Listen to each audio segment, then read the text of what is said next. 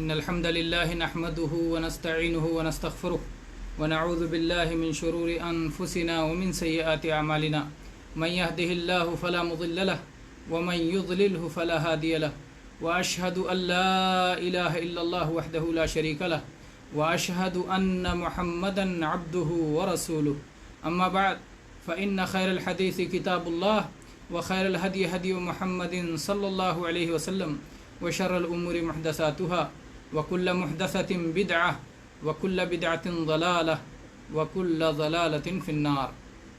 أعوذ بالله السميع العليم من الشيطان الرجيم من همزه ونفخه ونفسه.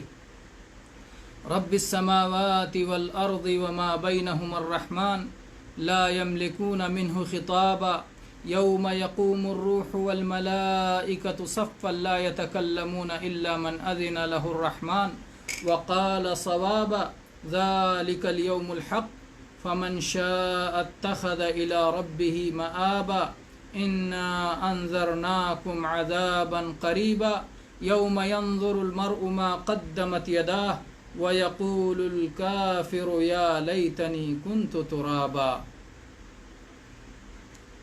گرامی قدر مشاہدین و مشاہدات، اللہ کی توفیق سے انشاءاللہ آج کی شب سورۃ النبا کا درس مکمل ہو جائے گا. ہم اس کی آخری آیات تک پہنچ چکے ہیں.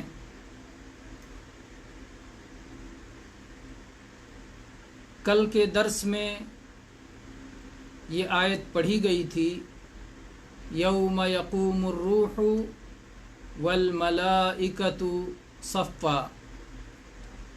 وہ دن، قیامت کا دن، وہ خطرناک دن ہوگا جس دن کہ جبرائیل علیہ السلام جیسے مقرب فرشتے اور ان کے علاوہ تمام فرشتوں کے سردار روح الامین اور تمام فرشتے سب صف بستہ کھڑے ہوں گے، صف لگا کر کے کھڑے ہوں گے. لا یتکلمون، کسی کے اندر بات کرنے کی سکت نہیں ہوگی، طاقت نہیں ہوگی، جرأت اور ہمت نہیں ہوگی. الا من اذن لہ الرحمن، سوائے اس کے جسے رحمان اللہ تعالی اجازت دے دے اور وہ ٹھیک ٹھیک بات کہے. وقال صوابا، اور وہ ٹھیک ٹھیک بات کہے. اور گزشتہ درس میں یہ بتایا گیا تھا کہ یہ شفاعت سے متعلق ہے کہ اللہ تبارک و تعالی شفاعت کی اجازت دے گا جسے چاہے گا اور جس کے لیے چاہے گا. ہر طرح کی شفاعت کا وہی مالک ہے. وہاں شفاعت کرنے کی اجازت جسے دی جائے گی، دراصل وہ اللہ تبارک و تعالیٰ کی طرف سے اس کی عزت افزائی ہوگی، اس کی تکریم ہوگی کہ گویا اس کی سفارش سے فلاں کو نجات مل گئی یا فلاں کا درجہ بلند ہو گیا.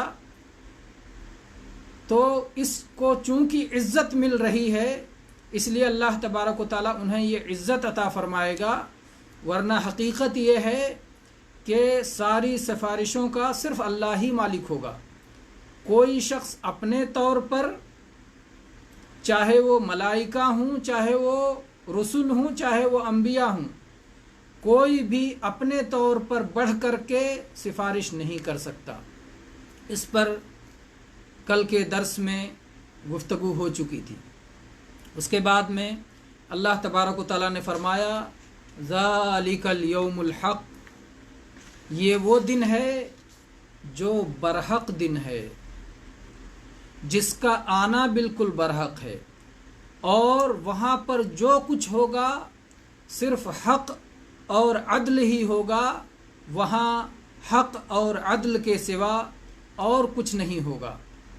تو وہ برحق دن ہے، وہ سچا دن ہے، وہ ثابت دن ہے، وہ آ کے رہنے والا دن ہے۔ ذالک الیوم الحق فمن شاء اتخذ الی ربہ مآبا۔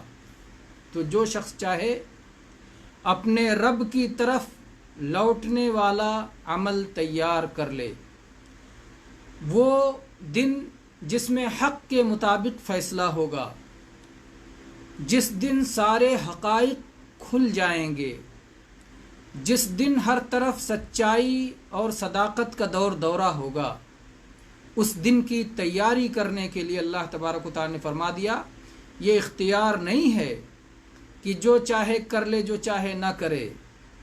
یہ تنبیہ ہے کہ اگر آپ اپنی بھلائی سوچ رہے ہیں، اپنے لیے خیر پسند کر رہے ہیں، تو آپ ایسے اعمال کر لیں کہ جس اعمال کی بنا پر آپ کا رب آپ سے راضی ہو جائے، اور اس دن کی دہشت سے، اس دن کے خطرے سے آپ اپنے آپ کو محفوظ کر لیں۔ اللہ تبارک و تعالیٰ نے کہا ہے جو چاہے لمن شاء منکم ان یستقیم۔ ایک جگہ اور اللہ نے فرمایا کہ تم میں سے جو چاہے اپنے آپ کو درست کر لے، اور اپنے آپ کو درست کریں گے اللہ کی توفیق سے، اللہ کی مشیت سے۔ اس لیے ہمیں اللہ تعالیٰ کی طرف بار بار رجوع کرنا چاہیے، اور اگر اللہ تبارک و تعالیٰ نے استقامت دی ہے، ایمان عطا کیا ہے، عمل صالح کی توفیق بخشی ہے، تو اس پر بار بار اللہ کا شکر گزار ہونا چاہیے۔ اور اگر کوتاہی ہو رہی ہے تو ہمیں اپنے آپ کی ملامت کرنا چاہیے اور اللہ کی طرف لو لگانا چاہیے۔ اپنی درستگی اور اصلاح کے لیے ہمیں قدم بڑھانا چاہیے۔ ہم قدم بڑھائیں گے تو اللہ کی رحمت ہمارے شامل حال ہوگی۔ کبھی ایسا نہیں ہو سکتا کہ ہم قدم بڑھائیں اور اللہ تبارک و تعالی ہمیں بے سہارا چھوڑ دے، ایسا ناممکن ہے۔ اللہ بڑا رحیم بلکہ وہ ارحم الراحمین ہے۔ پھر اللہ تبارک و تعالی نے فرمایا کہ وہ دن ہوگا انا انذرناکم عذابا قریبا، انا انذرناکم، یقیناً ہم نے تم کو ڈرایا ہے، تم کو خبردار کیا ہے، تم کو آگاہ کیا ہے۔ انذرنا، ہم نے تم کو ڈرایا، اسی سے ہے نذیر۔ اللہ کے نبی صلی اللہ علیہ وسلم کا ایک لقب ہے نذیر اور ایک لقب ہے بشیر۔ بشیر یعنی خوشخبری دینے والے، نذیر یعنی آگاہ کرنے والے، خبردار کرنے والے، ڈر سنانے والے۔ تو اللہ تعالیٰ نے اپنے نبی صلی اللہ علیہ وسلم کے واسطے سے سب کو ڈر سنا دیا ہے۔ اللہ نے فرمایا انا انذرناکم، ہم نے تم سب کو ڈرا دیا ہے، خبردار کر دیا ہے، آگاہ کر دیا ہے، عذابا قریبا، قریب کے عذاب سے۔ یہ قریب کا عذاب کیا مراد ہے؟ قیامت جس کا ذکر اب تک ہوتا رہا، فیصلے کے دن کا جس کا ذکر اب تک ہوتا رہا، وہ مراد ہے؟ تو کوئی کہنے والا اگر یہ کہے کہ محمد الرسول اللہ صلی اللہ علیہ وسلم کے اس دنیا سے جانے کے بعد آج یہ 15ویں صدی چل رہی ہے، 1441 ہجری ہو رہا ہے، ابھی تو قیامت کی علامتیں بھی ساری کی ساری نہیں آئیں، تو قریب کیسے ہے؟ میرے بھائی، سمجھنے کی چیز یہ ہے کہ ہر آنے والی چیز قریب ہے۔ عربی میں عرب کہتے ہیں کل ما ہوا آتن قریب، جو بھی چیز آنے والی ہے وہ بالکل قریب ہے۔ تو جب اللہ تبارک و تعالیٰ نے کہا ہم نے تم کو قریب کے عذاب سے ڈرایا، یعنی آنے والے عذاب سے ڈرایا جو تمہارے سامنے آ رہا ہے۔ اور پھر یہ بات بھی تو یاد رکھنے کی ہے کہ کسی کو اپنی موت کی خبر نہیں کب آ جائے، اور موت آئی کہ وہاں سے ہر انسان کا حساب شروع ہو گیا، ہر انسان کی آخرت شروع ہو گئی، پہلی منزل آ گئی، اور موت کب آ جائے بہت ہی قریب ہے، اس کی مدت بہت زیادہ نہیں ہے۔ ہر شخص جس کی موت آئی اس پر اس کی قیامت قائم ہو گئی۔ تو اللہ نے فرمایا انا انذرناکم عذابا قریبا، ہم نے تم کو قریب والے عذاب سے خبردار کر دیا ہے، آگاہ کر دیا ہے۔ وہ کیا ہوگا؟ یوم ینظر المرء ما قدمت یداہ، جس دن آدمی دیکھے گا کہ اس کے دونوں ہاتھوں نے آگے کیا بھیجا ہے، اپنا کرتوت، اپنے اعمال سامنے آ جائیں گے۔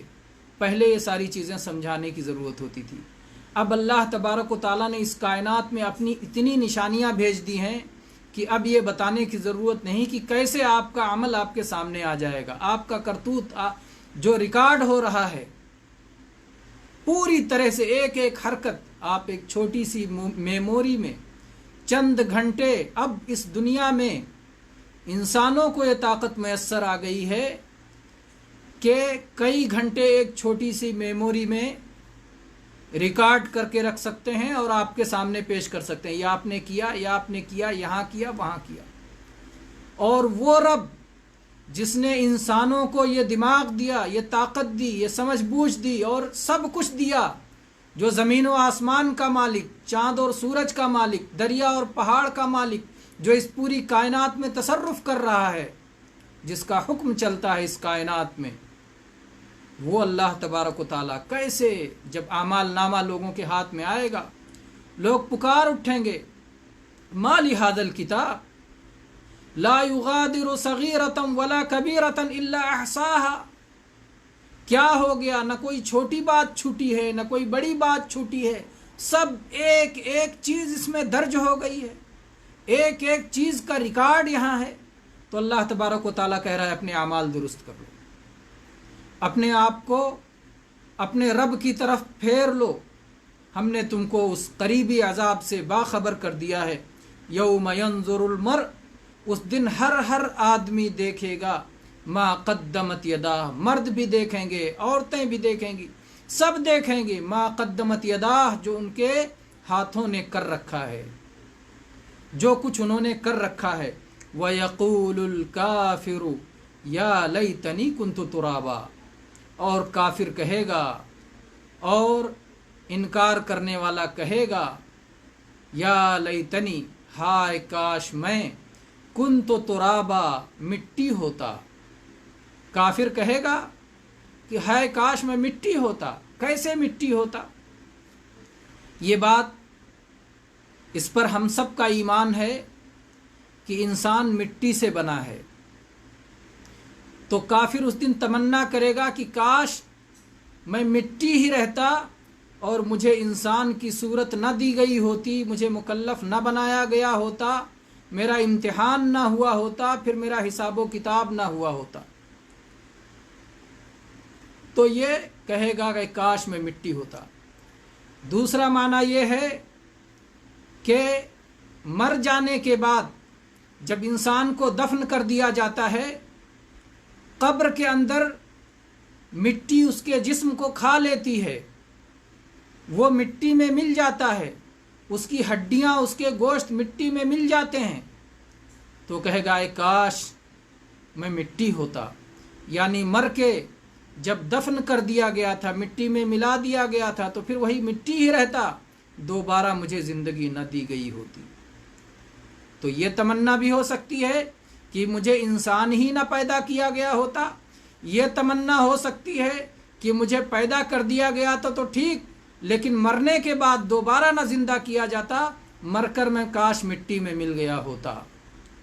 اور ایک تیسری تفسیر یہ بھی ہے کہ اللہ تبارک و تعالیٰ اس فیصلے کے دن سب کو اکٹھا کرے گا، حتیٰ کہ جو جانور ہیں، اگر ایک سینگ دار بکرے نے ایک بے سینگ بکرے کو ظالمانہ طور پر اپنے سینگ سے مارا ہے، تو اللہ تبارک و تعالیٰ اس کا بھی فیصلہ کرے گا، سارے جانوروں کو اکٹھا کرے گا اور ان کے اندر عدل کرے گا۔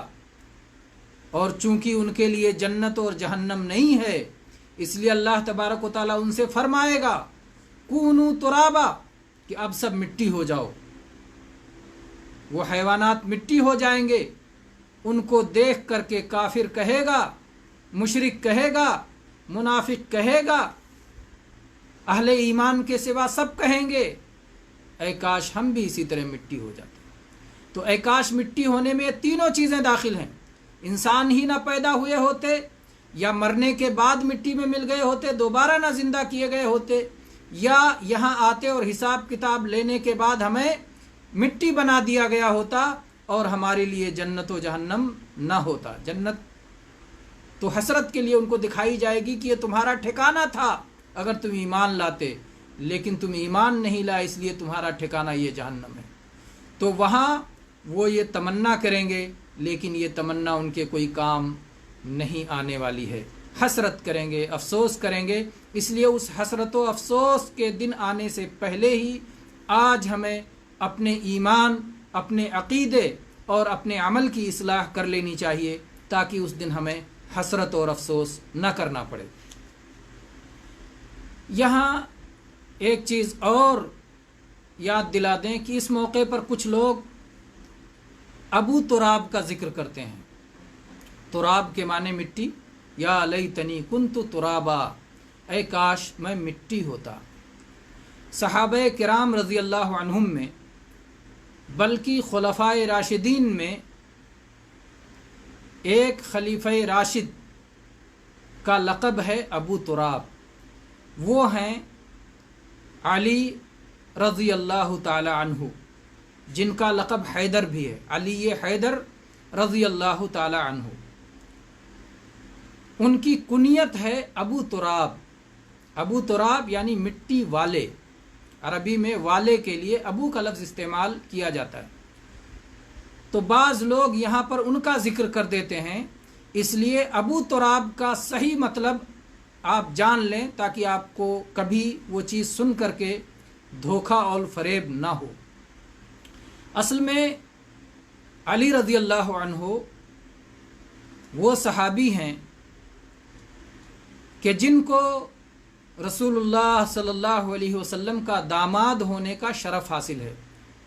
رسول اللہ صلی اللہ علیہ وسلم کی سب سے چھوٹی لخت جگر، سب سے محبوب لخت جگر فاطمہ رضی اللہ عنہا، ان کا نکاح علی رضی اللہ عنہ سے ہوا تھا۔ رسول اللہ صلی اللہ علیہ وسلم فاطمہ رضی اللہ عنہا کے یہاں وقتاً فوقتاً جایا کرتے تھے۔ ایک دن آپ گئے تو دیکھا کہ وہ غمگین ہیں، رو رہی ہیں۔ پوچھا، بیٹی فاطمہ کیا بات ہے؟ انہوں نے کہا کہ علی رضی اللہ عنہ ناراض ہو کے چلے گئے ہیں گھر سے، تو اس پر مجھے دکھ ہے۔ نبی کریم صلی اللہ علیہ وسلم اپنی بیٹی کے گھر سے نکلے اور اپنے داماد کی تلاش میں نکلے کہ کہاں ہیں اور کیا کر رہے ہیں۔ اور ظاہر بات ہے نبی کریم صلی اللہ علیہ وسلم اپنے صحابہ کے بارے میں اور خصوصاً قریبی صحابہ کے بارے میں بہت اچھی طرح جانتے تھے۔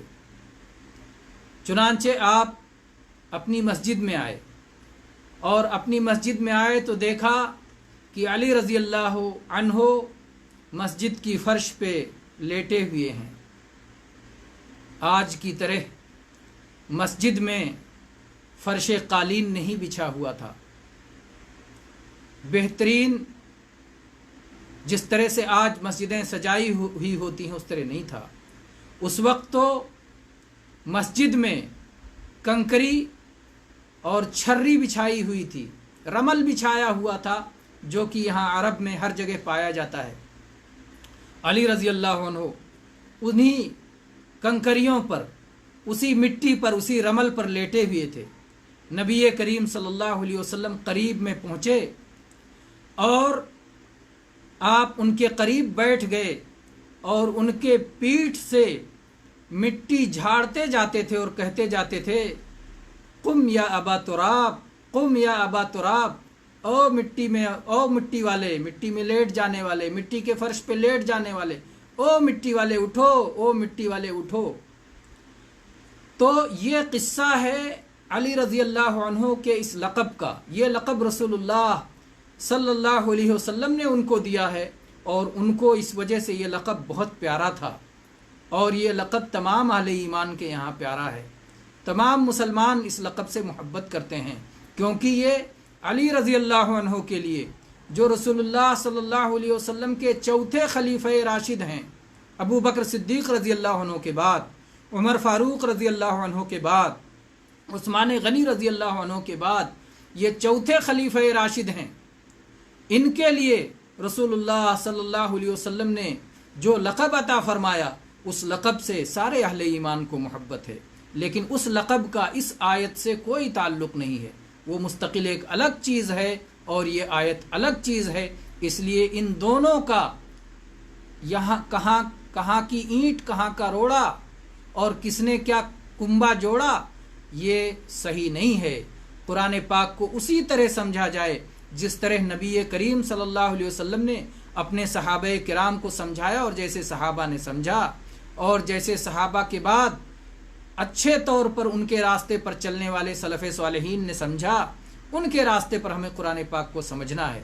تو اس آیت سے اس واقعے کا اور اس لقب کا کوئی تعلق نہیں ہے۔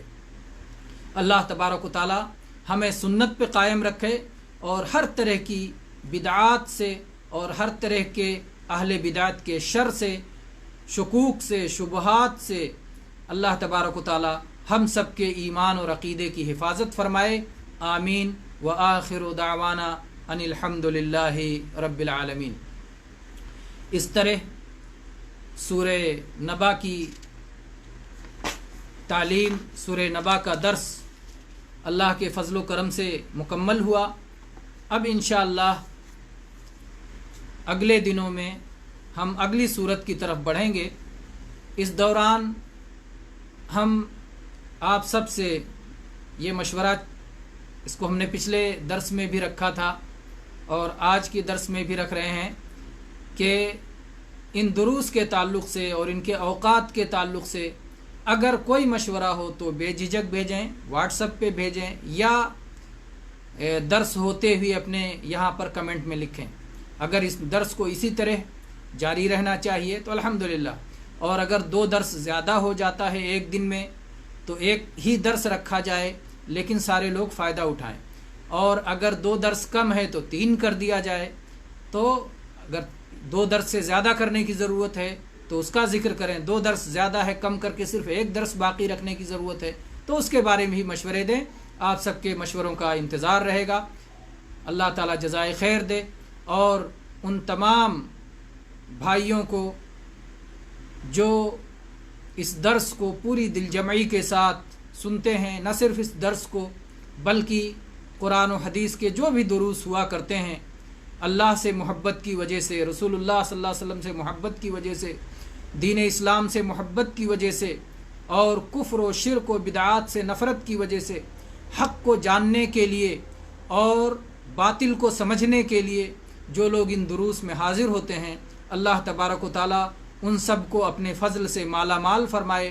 اللہ تبارک و تعالیٰ ان سب کو اپنے فضل سے اپنے دین میں بھی خیر عطا فرمائے، اور دنیا کا بھی خیر عطا فرمائے، اور آخرت کی تمام منزلیں اللہ تعالیٰ ان کے لیے آسان فرمائے، اور آخرت میں اللہ تعالیٰ اپنے نبی کریم صلی اللہ علیہ وسلم کی شفاعت اور نبی کریم صلی اللہ علیہ وسلم کے حوض کوثر سے جام کوثر پینے کی سعادت اور صحابہ کرام کی رفاقت نصیب فرمائے۔ آمین۔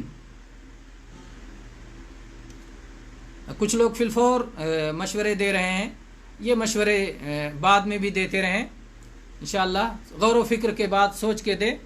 کامران بھائی، کامران فاروق صاحب، جزاکم اللہ خیر، آپ کا مشورہ کہ اس در کو اسی طرح جاری رہنا چاہیے، جزاک اللہ خیر۔ ابو زین العابدین، میرے خیال سے درس کا مناسب وقت ہے، جاری رہنا چاہیے، جزاک اللہ خیر۔ اس سے پہلے AR جمیل صاحب، جی اسی طرح ٹھیک رہے گا، جزاکم اللہ خیر۔ اور اس کے علاوہ کلیم غوری صاحب اور محمد عمران خان صاحب، نذران خان صاحب، اور اسی طرح سے بہت سارے احباب ہیں جو دیکھ رہے ہیں یا جو کمنٹ لکھ رہے ہیں، نصیر صاحب یا ناصر صاحب، اللہ تعالیٰ آپ سب کو جزائے خیر دے۔ کچھ سوالات جو کہ 4 سے 4:30 بجے والے درس میں ہوئے تھے اور فوری طور پر جواب نہیں دیے جا سکے تھے، مجھے نہیں معلوم کہ جنہوں نے سوال لکھا تھا وہ اس وقت بھی موجود ہیں، اس لیے کل کے درس کے لیے، عصر کے بعد والے درس کے لیے اگر یاد رہ گیا اور بھولے نہیں تو انشاءاللہ اس سوال کو اٹھا کے رکھتے ہیں، یا پھر ہو سکتا ہے ممکن ہے دوبارہ اپنے سوال کو دہرائیں۔ اسی طرح سے عبدالرزاق صاحب نے لکھا السلام علیکم، وعلیکم السلام ورحمۃ اللہ۔ اسی طرح یہ درس اپنے وقت پر صحیح ہے، جزاکم اللہ خیر۔ اسی طرح سے ابو الوفا سلفی صاحب اللہ جزائے خیر دے لکھتے ہیں میرے حساب سے بھی یہ 2 درس رہنا صحیح ہے، دونوں درس ہونا چاہیے، قرآن پاک کا بھی اور حدیث کا بھی۔ سلام بھی لکھا، سارے لوگوں کے سلام کا اکٹھا جواب وعلیکم السلام ورحمۃ اللہ وبرکاتہ۔ اللہ تبارک و تعالیٰ آپ لوگوں کے علم میں، عمل میں، دین میں، دنیا میں، اہل و عیال میں، ہر طرح کے جو بھی دنیاوی ہماری ضروریات ہیں، اللہ تعالیٰ ان ضروریات میں خیر کا معاملہ فرمائے۔ محمد علی صاحب لکھ رہے ہیں کہ ایسے ہی جاری رہنا چاہیے دونوں دروس کو۔ اللہ تعالیٰ اسی طرح سے ہر طرح کے شر سے، آفت سے، بلا سے، مصیبتوں سے اللہ تعالیٰ ہم سب کی حفاظت فرمائے۔ اس وقت جو ایک بلا اللہ تعالیٰ نے ساری دنیا میں بھیج رکھی ہے، اللہ تعالیٰ اس بلا کے ذریعے سے ظالموں کا خاتمہ فرمائے، اور اللہ تبارک و تعالیٰ جو ہے ہم سب کی اس مصیبت سے، اللہ تبارک و تعالیٰ اس مصیبت سے بحفاظت ہم سب کو باہر نکال لے، بچائے۔ جمیل بھائی لکھ رہے ہیں شیخ سحری اور افطار کی نیت اور دعا بتائیں۔ انشاءاللہ دروس کا جو سلسلہ چلا ہے صوم رمضان کے مسائل، صیام کے مسائل، تو وہ آئے گا اور اپنے وقت پر انشاءاللہ وہ مناسب رہے گا۔ ابھی سوال کے بجائے ابھی اس کے لیے وقت بھی ہے، ابھی شعبان کے جو دن باقی ہیں اس میں بھی سحری اور افطار کے مواقع ہیں، صحیح ہے، ابھی بھی موقع ہے، لیکن ہم اسے مؤخر رکھتے ہیں۔ یہ لکھا گیا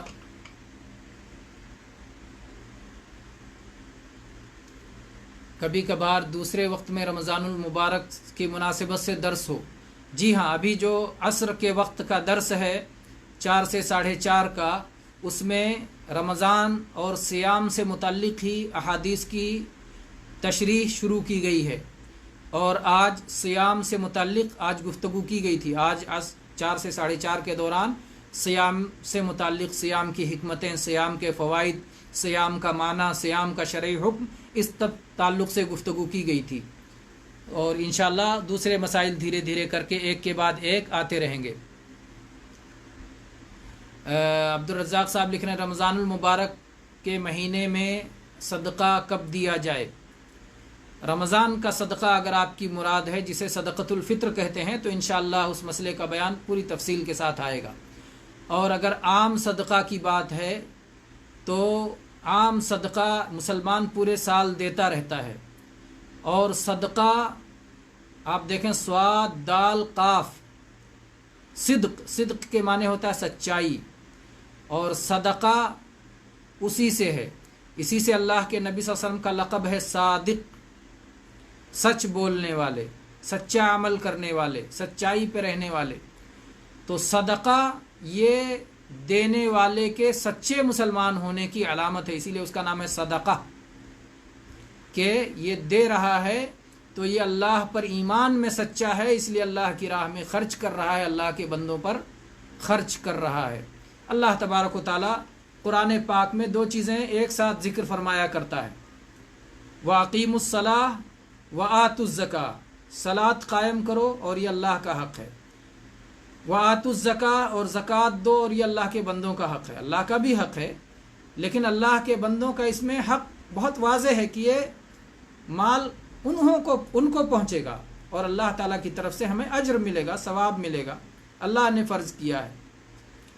تو اللہ تعالیٰ نے ہمیں دونوں طرح کے حقوق کے بارے میں تنبیہ کی ہے، اپنا حق بھی اور اپنے بندوں کا حق بھی۔ اللہ تعالیٰ ہمیں سال و مال صدقہ کرنے کی توفیق عطا فرمائے۔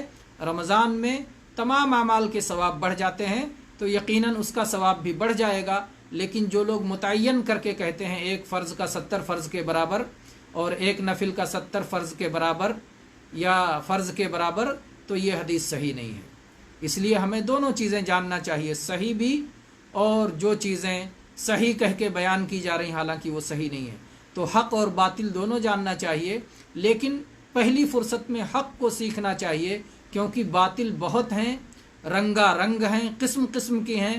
اللہ تبارک و تعالیٰ نے بھی قرآن پاک میں سارے باطل کا ذکر کر کے رد نہیں کیا ہے، بلکہ معروف مشہور باطل چیزوں کا رد کیا ہے، اور اس کے بعد میں اللہ تعالیٰ نے فرمایا فَمَاذَا بَعْدَ الْحَقِّ إِلَّا الضَّلَالُ، حق کو پوری طرح کھول کے حق کو بیان کر دیا، اور اس کے بعد میں فرمایا کہ حق کے بعد جو کچھ ہے وہ ضلالت ہے، گمراہی ہے، اس لیے حق کو سیکھ لو، باطل خود بخود انشاءاللہ پہچانتے چلے جاؤ گے۔